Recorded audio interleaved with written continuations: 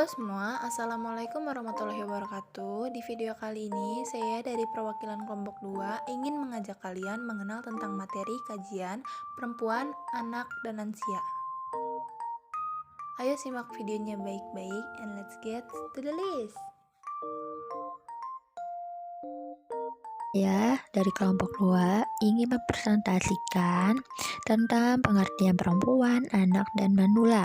Yang pertama ada pengertian perempuan.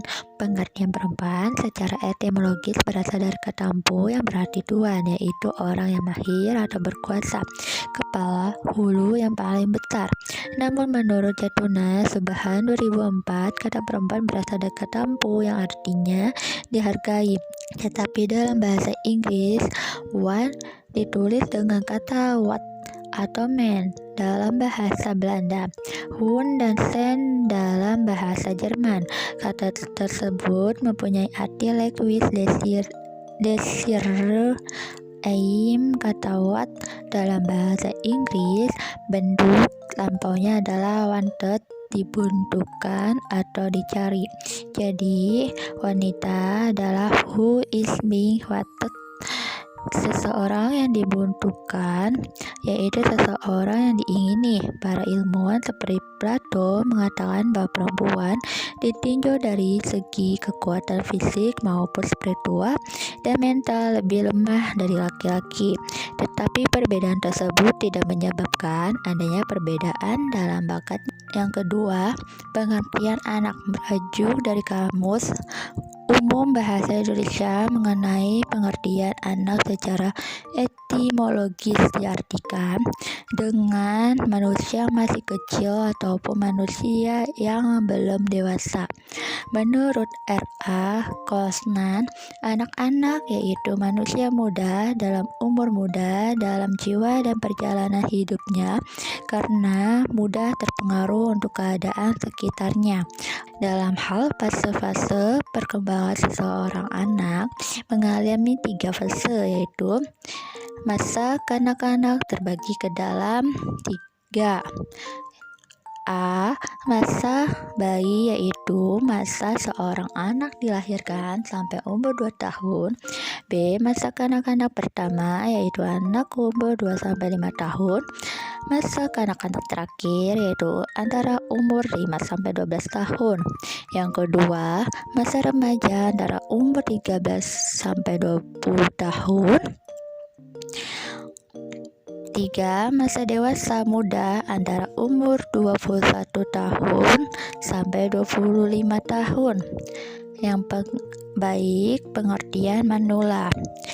Manusia lanjut manula merupakan populasi penduduk yang berumur tua dengan kelompok usia 60 tahun atau lebih. Bustan 2007 menurut Fatman 2010, lansia merupakan proses alamiah yang terjadi secara berkesinambungan pada manusia di mana ketika manua seseorang akan mengalami beberapa perubahan yang pada akhirnya akan mempengaruhi keadaan, fungsi, dan kemampuan seluruh tubuh. Istilah manusia usia lanjut belum ada yang mematenkan, sebab setiap orang memiliki penyebutannya masing-masing seperti manusia lanjut usia atau manula, manusia usia lanjut atau lansia, usia lanjut atau usila, serta ada yang menyebut golongan lanjut umur glamur. Maryam 2008. Penggolongan lansia menurut Depkes dikutip dari Aji 1994. Dalam lansia 2011 menjadi 3 kelompok, yakni kelompok lansia dini 55-60 tahun. Yang kedua, kelompok lansia 65 tahun ke atas. Kelompok 3, kelompok lansia risiko tinggi. Beberapa pendapat ahli dalam Effendi 2009 dalam Sunario et al. tentang batasan-batasan umur pada lansia berikut. 1. Undang-Undang Nomor 13 Tahun 1998 dalam Bab 1 Pasal 1 Ayat 2 yang berbunyi lansia usia adalah seseorang yang mempunyai usia 60 tahun ke atas. Yang kedua, World Organization lansia dibagi menjadi 4 kriteria, yaitu usia pertengahan dari umur 45 sampai 59 tahun, lanjut usia dari umur 60 tahun sampai 74 tahun, lanjut usia dari umur 75 sampai 90 tahun, dan usia sangat tua ialah berumur di atas 90 tahun. DRA Jos Mas. Di psikologi UI terdapat 4 fase, yaitu fase infectus dari umur 25 sampai 40 tahun, fase vinitis dari umur 45 sampai 55 tahun, fase proscenium dari umur 55 sampai 65 tahun, dan fase senium dari 65 tahun sampai kematian. Pembahasan selanjutnya mengenai hal negatif yang dapat terjadi pada perempuan, anak, dan manula. Yaitu yang pertama, hal negatif yang dapat terjadi pada perempuan, yaitu ketimpangan gender atau tidak ada kesetaraan jenis kelamin atau gender. Kehadiran gender bermakna sebagai perlakuan yang sesuai dengan hak dan kewajiban yang diterima oleh seseorang sebagai manusia yang bermartabat dan dapat memiliki kesempatan yang sama. Namun hingga saat ini masih banyak perlakuan diskriminatif terhadap salah satu jenis kelamin, yaitu terutama perempuan. Kedua, subordinasi atau menomorduakan perempuan. Subordinasi. Dalam bidang apapun semua orang berhak mendapatkan kesempatan yang sama, namun realitasnya perempuan sering kali dinomorduakan dibanding laki-laki. Contohnya dalam pemberian jabatan, perempuan sering kali mendapat jabatan lebih rendah dibanding laki-laki. Hal ini disebabkan oleh konsep masyarakat bahwa perempuan yang gak bisa memimpin dan punya sifat yang lembek. Ketiga, stigma negatif. Konstruk kuno masyarakat melekatkan berbagai stigma pada perempuan, seperti perempuan diharuskan bekerja pada ranah domestik, label negatif terhadap perempuan yang sering kali pulang malam dan menampakkan bagian tubuh tertentu. Menurut Chester Steck atau Daniel M. Ames, hingga saat ini banyak perempuan yang jadi objek kekerasan oleh laki-laki. Hal tersebut terjadi karena masih adanya anggapan bahwa laki-laki adalah kaum yang lebih berkuasa dan superior. Berbagai kekerasan yang kerap diterima berupa kekerasan fisik dan mental. Tak jarang korban kekerasan yang melawan dianggap berdusta, mencemarkan nama baik, dan hanya sekedar mencari sensasi. Keempat, beban ganda. Beban ganda sering terjadi dalam ranah rumah tangga. Contohnya perempuan yang memiliki pekerjaan di ranah publik juga diharuskan untuk mengurus domestik. Pembagian kerja tanpa kesepakatan yang merugikan perempuan ini masih sering terjadi. Kelima, marginalisasi terhadap perempuan. Peminggiran yang disebabkan oleh perbedaan jenis kelamin masih sering terjadi hingga saat ini. Salah satu faktornya adalah karena kurangnya pemahaman seksualitas khususnya pada sistem reproduksi. Contohnya saat perempuan yang menjadi buruh pabrik sedang hamil atau melahirkan. Jika ia izin tak masuk bekerja, bisa diancam potong gaji atau bahkan pemutusan hubungan kerja. Keenam, kebiasaan buruk yang sering dilakukan saat premenstrual syndrome. PMS atau premenstrual syndrome dialami oleh kebanyakan wanita setiap bulannya. Sekitar 8-20% wanita akan merasakan gejala PMS 1-2 minggu siklus haid terjadi. Gejala-gejala haid atau menstruasi tersebut tentunya dapat mengganggu aktivitas seorang wanita. Namun banyak wanita justru melakukan kebiasaan buruk ini saat sedang PMS, yaitu A. Makan berlebihan. Salah satu gejala yang dialami wanita saat PMS adalah craving alias mengidam makanan tertentu. Makanan yang tinggi akan kadar gula dan garam dapat membuat perut Anda terasa begah, tidak nyaman, dan memperburuk gejala PMS yang Anda alami. Menurut studi, wanita yang sedang PMS cenderung mengkonsumsi tambahan 200-500 kalori per hari. Kalori tambahan tersebut berasal dari lemak, karbohidrat, dan makanan manis lainnya. B. Malas menjaga kebersihan tubuh. Seringkali saat sedang PMS banyak wanita menjadi malas untuk menjaga kebersihan tubuh karena gejala PMS yang sedang dialami, seperti nyeri perut atau badan lemas. Padahal dengan menjaga kebersihan tubuh, terutama kebersihan vagina, akan membuat Anda terhindar dari infeksi ataupun keputihan. C. Melewatkan waktu sarapan. Fluktuasi hormon yang terjadi saat PMS dapat berpengaruh pada nafsu makan Anda. Untuk mencegah Anda lapar berlebihan, usahakan untuk Makan teratur dalam porsi kecil namun sering. Melewatkan waktu makan terlebih melewatkan waktu sarapan akan membuat suasana hati Anda semakin buruk dan gejala PMS pun bisa bertambah berat. D. Konsumsi makanan tinggi garam berlebih. Saat sedang PMS dan sedang mengidam makanan tertentu, cemilan asin seperti keripik atau gorengan memang seringkali menggoda. Padahal makan makanan tersebut mengandung kadar garam yang tinggi dan dapat membuat perut menjadi kembung, terasa penuh dan membuat Anda makin tidak nyaman dalam beraktivitas. E. Malas berolahraga. Gejala-gejala yang dirasakan wanita saat sedang PMS tentu dapat membuat tidak nyaman dan malas melakukan aktivitas, apalagi untuk berolahraga. Padahal menurut berbagai penelitian, menjaga berat badan tetap ideal dapat membantu mencegah PMS. Salah satu cara untuk menjaga berat badan ideal dengan berolahraga. Selain itu, berolahraga juga dapat mengurangi stres yang juga rentan memperparah gejala PMS. F. Minum kopi. Sebagian orang penikmat kopi tentu tak dapat rutinitas hariannya tanpa minum kopi. Padahal menurut penelitian, kandungan kafein yang terkandung di dalam kopi bisa meningkatkan rasa cemas dan memperburuk gejala PMS. Selain itu, pada beberapa orang gejala PMS yang timbul dapat berupa diare. Kafein yang terkandung di dalam kopi bisa membuat diare yang dialami bertambah berat. Selanjutnya yang kedua, hal negatif yang sering terjadi pada anak-anak.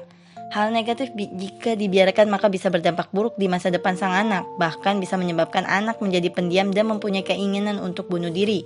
Contoh hal negatif yang sering terjadi pada anak-anak yaitu A. Pemalu. Salah satu hal negatif yang sering ditemui pada anak-anak adalah pemalu. Anak-anak yang memiliki rasa malu cenderung tertutup.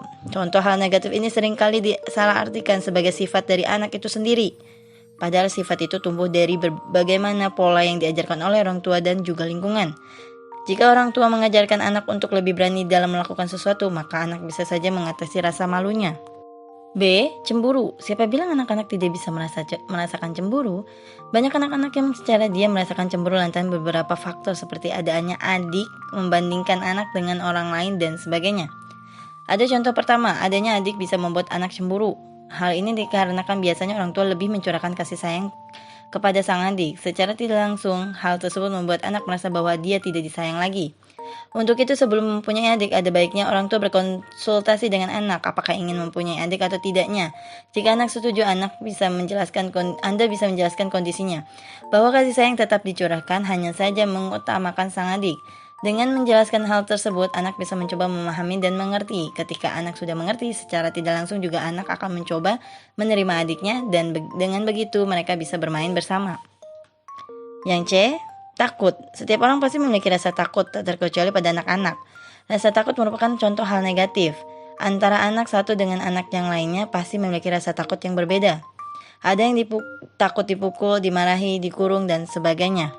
Ada pula yang takut dengan hewan tertentu. Hal ini dikarenakan anak-anak mengalami kejadian yang membuatnya trauma. Hal tersebut secara tidak langsung bisa membuat anak takut. Yang D. Tidak percaya diri. Contoh hal negatif lainnya yang sering terjadi pada anak-anak adalah tidak percaya diri. Biasanya anak-anak tidak percaya diri ketika ada sesamanya yang mengatainya tentang fisik, tentang kemampuannya, dan lain sebagainya. Untuk itu penting mengajarkan pada anak untuk tidak menjelekkan fisik orang lain. Selanjutnya yang ketiga, hal negatif yang sering terjadi pada manula. Manula menjadi tua bukanlah sebuah pilihan. Sebagai makhluk dengan darah hidup yang relatif singkat, manusia pada akhirnya akan menua dengan sendirinya. Pada titik tertentu akan disertai dengan beragam gangguan kesehatan akibat kinerja yang sudah tak lagi prima. Gangguan kesehatan itu akan menimbulkan penyakit, yaitu penyakit degeneratif. Jenis penyakit degeneratif pada lansia banyak macamnya. Pada lansia biasanya akan menemui berbagai gangguan kesehatan. Gangguan kesehatan pada lansia disebut sindrom geriatri. Sindrom geriatri juga dapat disebabkan oleh perubahan fisiologis pada tubuh. Beberapa penyakit pada lansia akan muncul. Penyakit tersebut disebut penyakit degeneratif. Oleh karena itu, mengenal gejala kemunculan sindrom geriatri pada lanjut usia sangat penting untuk dilakukan. Yaitu pertama, gejala utama sindrom geriatri pada lansia. Penurunan mobilitas tubuh atau kemampuan gerak. Lansia pada umumnya memiliki keterbatasan fungsi gerak tubuh sebagai dampak dari penuaan otot dan rangka tubuh. Kedua, munculnya perasaan painless dan depresi secara bertahap. Sindrom geriatri pada lansia secara bertahap membuat penderitanya cenderung menarik diri dari masyarakat dan mudah terserang rasa kecemasan berlebih, stres, dan depresi. 3. Timbulnya gejala penyakit yang memengaruhi memori atau delirium, demensia, atau Alzheimer. Penyakit memori seperti delirium, demensia, Alzheimer adalah gejala yang sangat umum dirasakan para penderita sindrom geriatri. Lansia yang sudah terjangkit gejala ini kali menunjukkan perilaku linglung, mudah lupa, sering berhalusinasi, dan sulit berkomunikasi.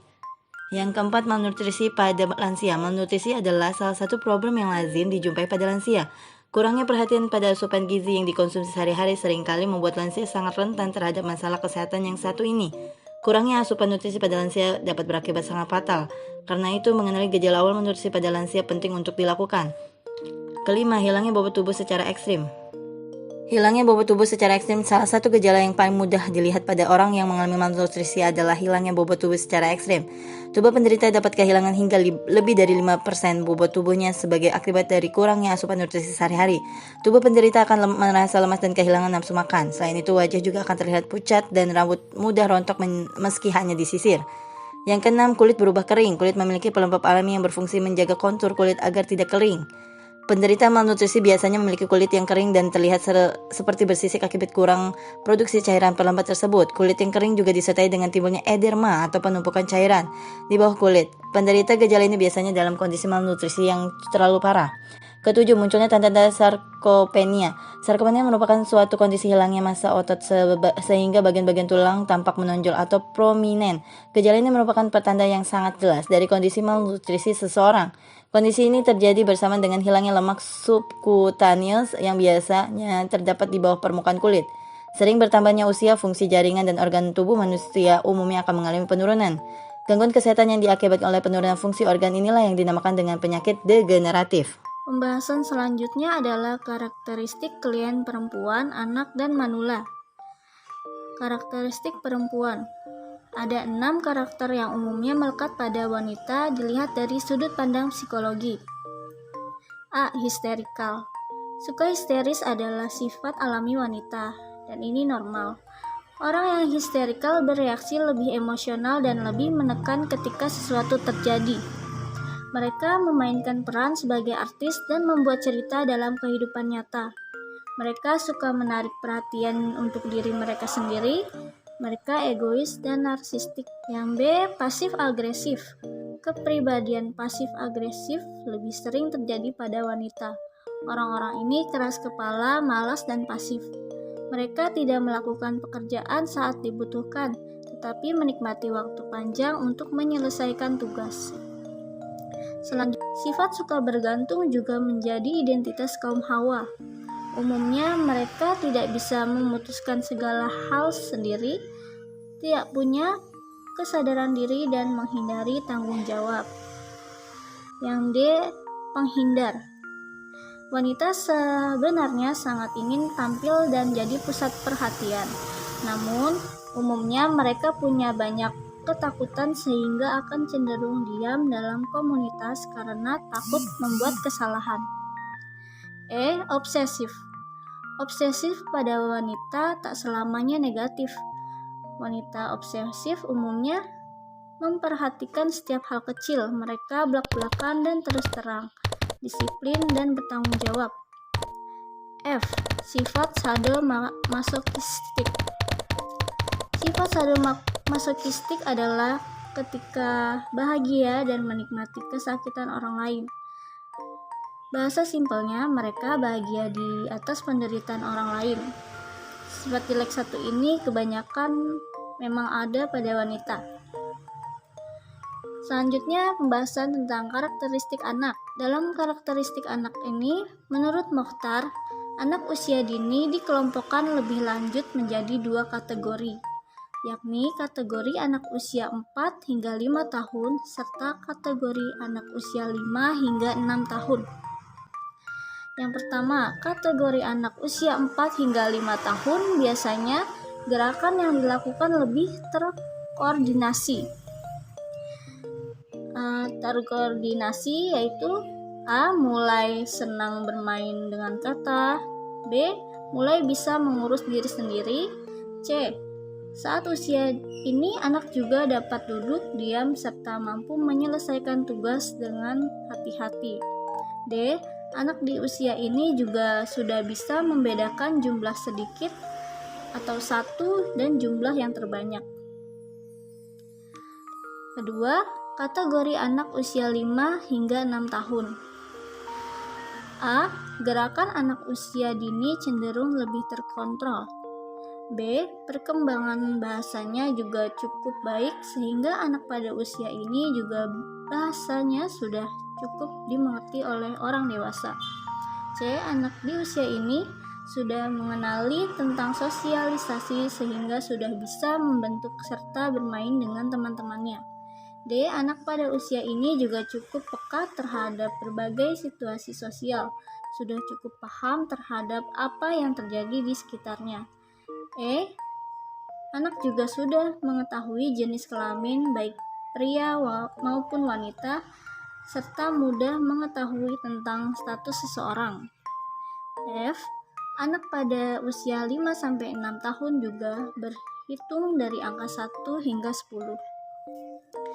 Pembahasan berikutnya adalah karakteristik manula.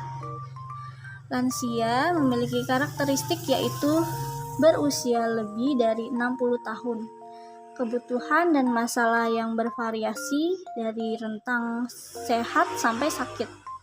Kebutuhan biopsikososial dan spiritual, kondisi adaptif hingga kondisi maladaptif.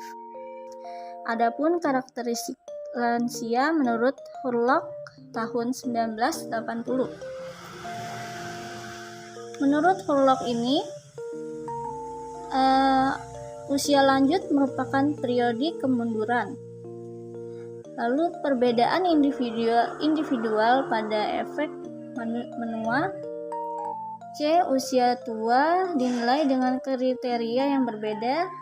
D. Berbagai stereotip orang lanjut usia. C. Sikap sosial terhadap usia lanjut. F. Orang lansia memiliki status kelompok minoritas. G. Menua membutuhkan perubahan arah. H. Penyesuaian yang buruk. I. Keinginan menjadi muda sangat kuat. Untuk poin yang D, ada layanan BK yang tepat bagi klien perempuan, anak, dan manula. Poin pertama ada konseling untuk perempuan. Seorang konselor diharuskan mengerti keadaan konseli, umumnya wanita, adalah konseli yang membutuhkan bantuan konselor dalam menyelesaikan masalahnya. Namun, penanganan terhadap wanita memiliki cara yang berbeda. Dalam buku bimbingan dan konseling karya Robert dan Marin, perubahan peran wanita dalam dunia kerja mempengaruhi kehidupan pribadi dan menjalin hubungan berkeluarga. Perbedaan ini dapat dilihat terhadap wanita yang berhasil kerja mandiri. Mereka memiliki kebebasan finansial lebih besar dan kurang perlu menikah atau mempertahankan pernikahannya. Akibatnya, wanita kelas atas cenderung mudah cerai, menikah kembali, tinggal tanpa ikatan, dan memilih menjadi orang tua tunggal.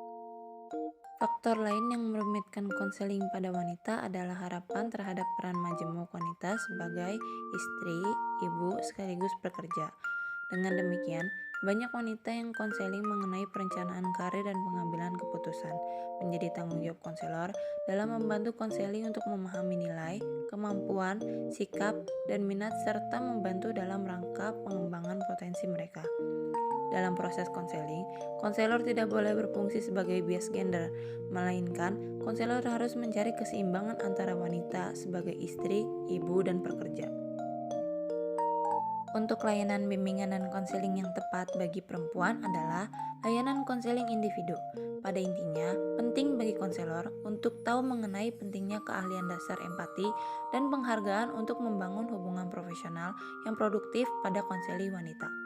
Konselor harus memperlakukan konseli wanita sebagai individu yang berbeda secara biologis, namun unik dalam haknya sebagai individu. Yang kedua ada konseling untuk anak. Jenis layanan BK yang diberikan pada peserta didik di sekolah sebagai guru bimbingan dan konseling pastinya mengetahui ada beberapa layanan bimbingan dan konseling. Tentunya ada beberapa jenis layanan konseling, diantaranya yaitu: pertama, jenis layanannya adalah layanan perkenalan atau disebut sebagai layanan orientasi. Kedua, layanan informasi. Tujuan layanan informasi ini adalah untuk memberikan pemahaman dan pengetahuan kepada setiap peserta didik mengenai berbagai hal yang diperlukan selama proses belajar dan mengajar di sekolah. Yang ketiga ada layanan bimbingan belajar. Layanan bimbingan belajar adalah layanan yang diandalkan dalam rangka membantu anak didik dalam mengatasi masalah belajarnya sehingga dapat bisa belajar lebih efektif lagi. Yang keempat ada layanan bimbingan dan konseling. Layanan bimbingan dan konseling adalah layanan yang diberikan secara individual maupun kelompok yang membutuhkan konseling secara khusus. Layanan ini dilakukan karena setiap peserta didik mempunyai cara belajar yang berbeda-beda. Yang kelima ada layanan penempatan dan penyuluran. Layanan penempatan dan penyuluran adalah layanan yang diberikan untuk membantu anak didik agar menempati lingkungan yang sesuai dengan potensi yang dimilikinya. Lalu poin yang ketiga ada layanan BK untuk lansia. Pelayanan BK pada lansia dapat memicu pelayanan BK pada umumnya, yaitu bidang pribadi, bidang sosial, bidang karir, dan bidang belajar. 4 bidang tersebut saling terkait, diantaranya yaitu poin A, pelayanan bidang pribadi. Pelayanan bidang pribadi membantu lansia agar memiliki keimanan dan ketakwaan, kesehatan mental psikologis, dan kesehatan fisik. Yang B, bimbingan konseling kehidupan keagamaan. Kehampaan, kehilangan makna hidup, penyesalan, ketakutan akan kematian, dan sebagainya sering dirasakan lansia. Kondisi tersebut berkaitan dengan kehidupan spiritual keagamaan. Layanan bimbingan ini bukan untuk mengubah keimanan lansia terhadap agama, tapi lebih pada membangkitkan kekuatan spiritualnya dalam menghadapi kehidupan, sehingga para lansia memiliki kecerdasan spiritual. Lalu poin yang C ada bimbingan konseling kesehatan mental dan psikologis.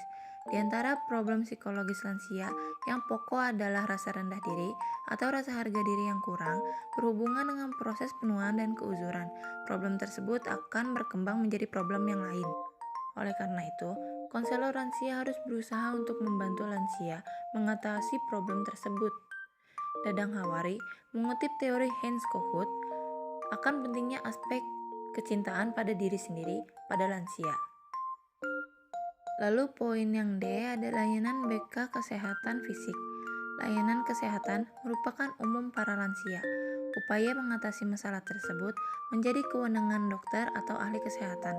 Yang terpenting untuk konselor, terutama bagi anggota keluarga lansia, memberikan dukungan, support, dan lingkungan yang menunjang para lansia dapat menyesuaikan dengan kondisi kemunduran secara positif dan konstruktif. Yang E ada bimbingan bidang sosial. Mengacu pada teori pelepasan, maka lansia perlu dikurangi rasa tanggung jawab dan bentuk sosialnya. Lansia tinggal menikmati tuanya di rumah, namun banyak lansia yang mengalami kesepian. Dengan adanya pelepasan tanggung jawab, jika demikian, maka lansia perlu dilibatkan dalam aktivitas sosial yang cocok dengan kondisinya. Misalnya lansia dijadikan sesepuh dalam suatu kegiatan, menyampaikan doa, nasihat, dan sebagainya. Dengan aktivitas tersebut, lansia merasa bermanfaat dan punya kebanggaan. Yang F ada bimbingan karir. Kemiskinan, pengangguran, atau kerja berat umumnya menjadi masalah untuk para lansia. Para lansia jelas aktivitas dalam membentuk berkarya.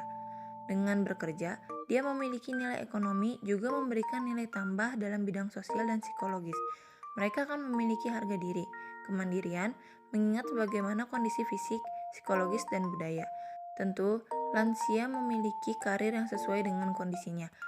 Misalnya bekerja yang tidak menuntut kekuatan dan kecepatan otot. Beberapa bentuk karir lansia: bertanam, menulis, berdakwah, meneruskan usaha yang sebelumnya dengan mengurangi perannya. Lalu poin terakhir ada G, bimbingan bidang belajar. Para lansia perlu terus diberikan pelayanan yang sifatnya pembelajaran agar mereka lebih mampu menjalankan tugas perkembangannya. Para lansia diberikan kesempatan untuk mengikuti perkembangan informasi melalui media dan sebagainya. Nah, itu dia sekiranya materi tentang kajian perempuan, anak, dan lansia dari kelompok 2. Saya harap kalian bisa menyimaknya dengan baik dan nyaman. Maaf jika masih banyak kekurangan entah dari segi manapun. Terima kasih atas semua perhatiannya. Kelompok kami izin undur diri. Wassalamualaikum warahmatullahi wabarakatuh.